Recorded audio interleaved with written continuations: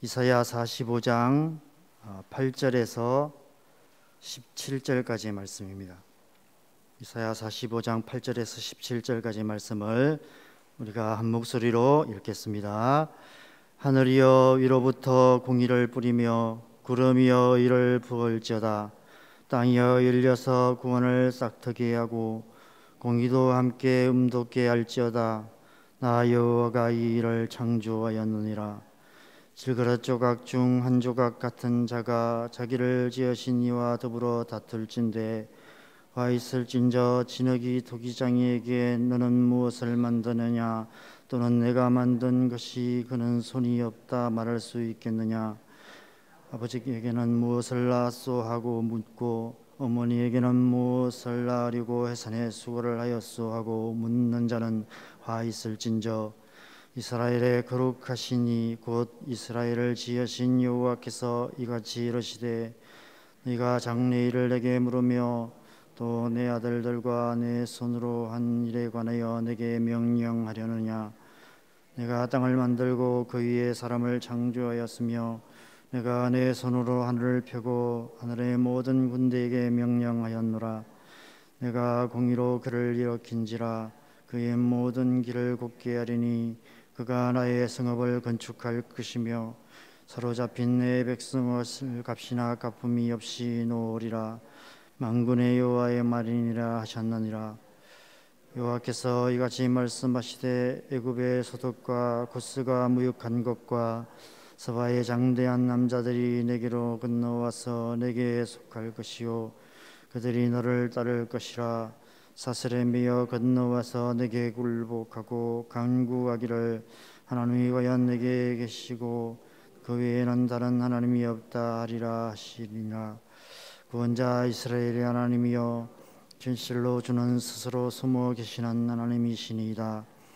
우상을 만드는 자는 부끄러움을 당하며 욕을 받아 다 함께 수욕 중에 들어갈 것이로되 이스라엘은 여호와께 구원을 받아 영원한 구원을 얻으리니 너희가 영원히 부끄러움을 당하거나 욕을 받지 아니하리로다. 아멘.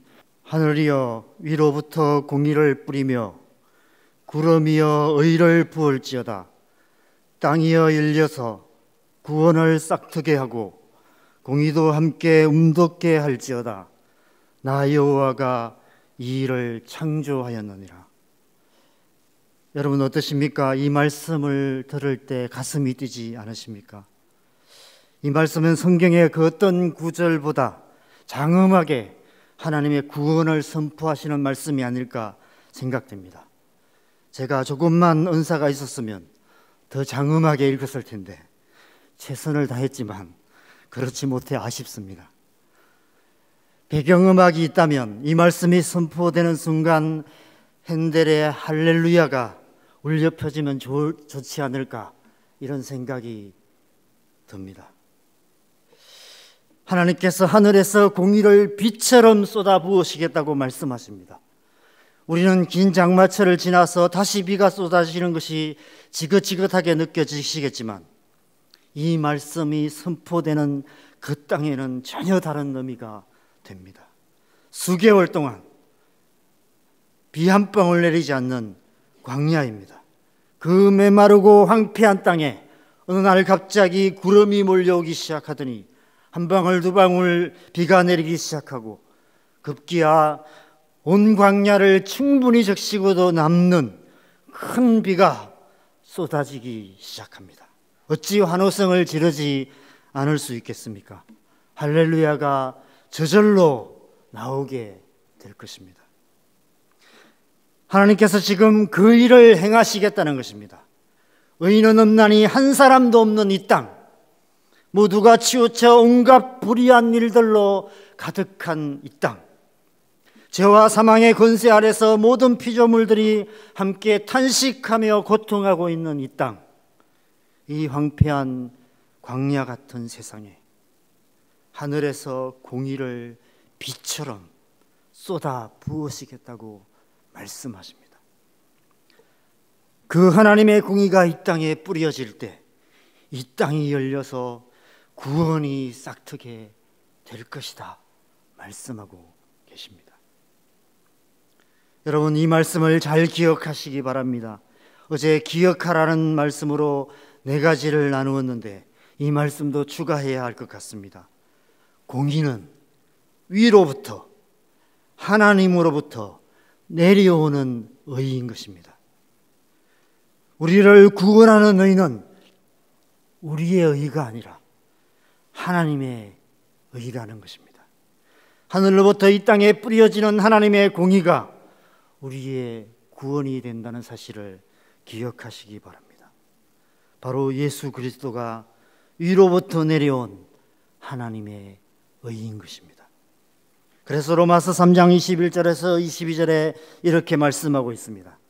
이제는 율법에 의해 하나님의 한 의가 나타났나니 율법과 선지자들에게 증거를 받은 것이라 곧 예수 그리스도를 믿음으로 말미암아 모든 믿는 자에게 미치는 하나님의 의인이 차별이 없느니라. 이 땅에 오셔서 우리의 모든 죄를 사하시기 위해 십자가에서 쏟으신 예수 그리스도의 그 피가 바로 하늘로부터 쏟아 부으신 하나님의 공의인 것입니다. 그 피가 이 땅에 그리고 우리의 심령에 쏟아지는 빛처럼 뿌려질 때 우리의 영혼이 영원한 구원을 얻게 되는 것입니다. 그래서 베드로전서 1장 2절에 베드로 사도는 하나님의 백성들을 예수 그리스도의 핏뿌림을 얻기 위하여 택하심을 받은 자들이다 라고 표현하고 있습니다. 예수 그리스도의 핏뿌림을 통해 하나님의 공의가 이 땅에 우리의 심령에 빛처럼 뿌려져 누구든지 그 피를 믿는 자는 구원을 얻어 거룩한 하나님의 백성이 되는 것입니다. 그러면 어떤 일이 일어나게 될까요? 하반절에 보면 공의도 함께 움돋게 될 것이다 말씀하고 있습니다. 바로 하나님의 의로 구원받은 우리의 삶, 저와 여러분의 삶을 통해 이 땅에 공의가 솟아나기 시작한다는 것입니다. 그리고 그리스도의 몸된 교회를 통해 하나님의 공의가 이 땅에 강물같이 흐르게 된다는 것입니다.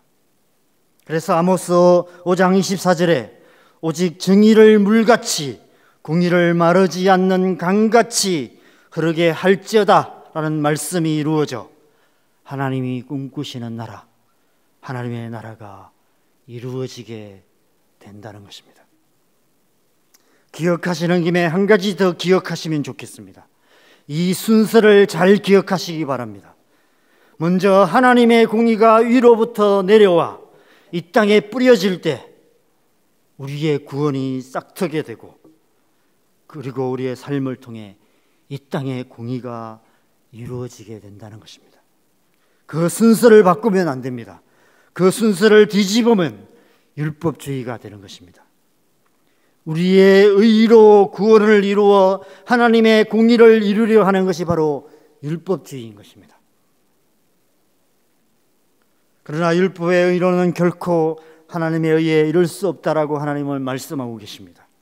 태초부터 지금까지 살았던 모든 사람들의 의를 다 모은다 해도 하나님의 의에 이룰 수 없다는 것입니다.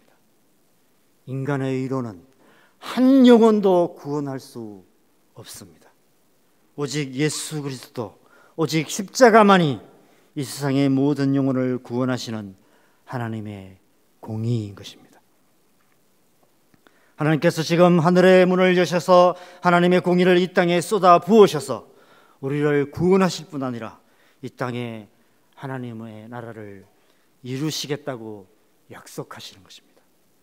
그래서 우리는 이 말씀이 선포될 때 할렐루야를 외칠 수밖에 없는 것이죠. 제가 다시 이 말씀을 선포할 테니까 여러분은 할렐루야라고 함께 외치시면 좋겠습니다. 제가 잘할 수 있을지 잘 모르겠습니다. 하늘이여 위로부터 공의를 뿌리며 구름이여 의를 부을지어다. 땅이여 열려서 구원을 싹트게 하고 공의도 함께 움돋게 할지어다. 나 여호와가 이 일을 창조하였느니라. 할렐루야. 아멘. 여러분, 이 놀라운 하나님의 약속이 예수 그리스도를 통해 이미 이루어졌고 지금도 저와 여러분의 삶을 통해 이루어져 가고 계심을 기억하시기 바랍니다. 우리가 기억해야 될 또 한 구절의 말씀을 더 보겠습니다. 15절 말씀입니다. 우리 15절 말씀 같이 읽겠습니다. 구원자 이스라엘의 하나님이여 진실로 주는 스스로 숨어 계시는 하나님이시니이다. 하나님께서 스스로 숨어 계시는 하나님이시라고 말씀하십니다. 스스로 숨어 계시는 구원자라고 말씀하고 있습니다. 왜 하나님께서 스스로 숨어 계실까요? 그 이유가 그 앞에 말씀들에 나와 있습니다. 9절과 10절 말씀을 보면 하나님께서 두 번이나 화 있을진저라고 말씀하십니다. 누구를 향해 왜 이렇게 말씀하실까요? 여러분, 때로 우리의 삶 속에서 하나님께서 우리가 이해할 수 없는 방법으로 일하실 때가 있습니다. 그래서 우리가 하나님께 도대체 왜 그러십니까? 라고 항변할 때가 있습니다.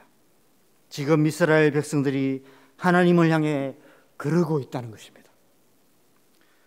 어떻게 하나님께서 이방 나라의 왕 고레스를 이스라엘의 목자라고 부르시고 기름 부음 받은 자라고 부르시는지, 왜 하나님께서 그를 통해 하나님의 공의를 이루려 하시는지 이해할 수 없다고 항변하고 있는 것입니다.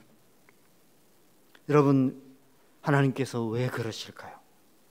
왜 하나님께서 스스로 숨어 계신 구원자가 되실 수밖에 없으실까요? 이 땅에 하나님을 찾는 자가 없기 때문입니다. 이 땅에 하나님을 아는 자가 없기 때문입니다. 이 땅에 하나님의 공의를 행하는 자가 아무도 없기 때문입니다.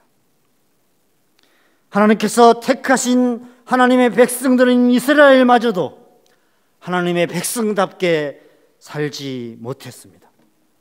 하나님께서 이스라엘 백성들을 택하셔서 그들을 통해 하나님의 공의를 이 땅에 행하기 원하셨지만 그들이 그것을 원치 않으므로 결국 멸망하고 말았습니다. 그래서 하나님께서 이스라엘이 아닌 이방 나라의 왕 고레스를 통해 하나님의 공의를 행하실 수밖에 없으셨습니다. 그래서 하나님께서 스스로 숨어 계시는 구원자가 되실 수밖에 없으셨습니다. 그래놓고 이제 와서 하나님께서 하시는 일에 태클을 걸기 때문에 하나님께서 그들을 향해 화 있을진저라고 말씀하시는 것입니다. 예수님께서 바리새인들을 향해 화 있을진저라고 말씀하시는 이유도 같은 이유인 것 같습니다. 여러분, 기억하시기 바랍니다. 우리가 하나님의 백성으로서 하나님 백성답게 살지 못한다면, 교회가 이 땅에 하나님의 공의를 강물같이 흐르게 하지 못한다면 하나님께서 스스로 숨어 계신 구원자가 되셔서 이 세상의 권세들을 통해 이 땅에 하나님의 공의를 이루실 수밖에 없으신 것입니다. 어쩌면 지금 이 시대에도 하나님께서 온 땅과 열방 가운데 스스로 숨어 계신 구원자로 하나님 나라를 이루어가고 계신지도 모릅니다. 그래서 우리는 그 하나님을 찾아야 합니다. 스스로 숨어 계신 하나님의 얼굴을 구하며 하나님을 간절히 찾아야 합니다.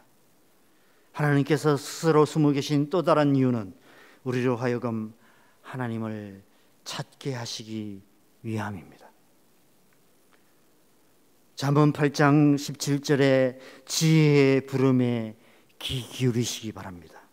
나를 사랑하는 자들이 나의 사랑을 입으며 나를 간절히 찾는 자가 나를 만날 것이니라.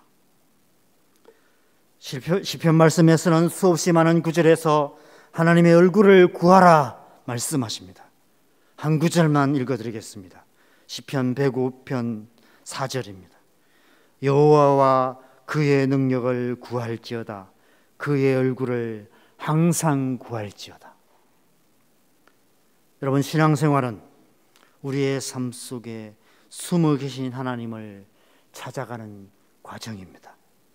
날마다 하나님의 얼굴을 구하며 날마다 살아계신 하나님을 만나고 날마다 하나님과 동행하는 삶을 살아가야 하는 것입니다. 저와 여러분의 삶이 그런 삶이 되기를 바랍니다.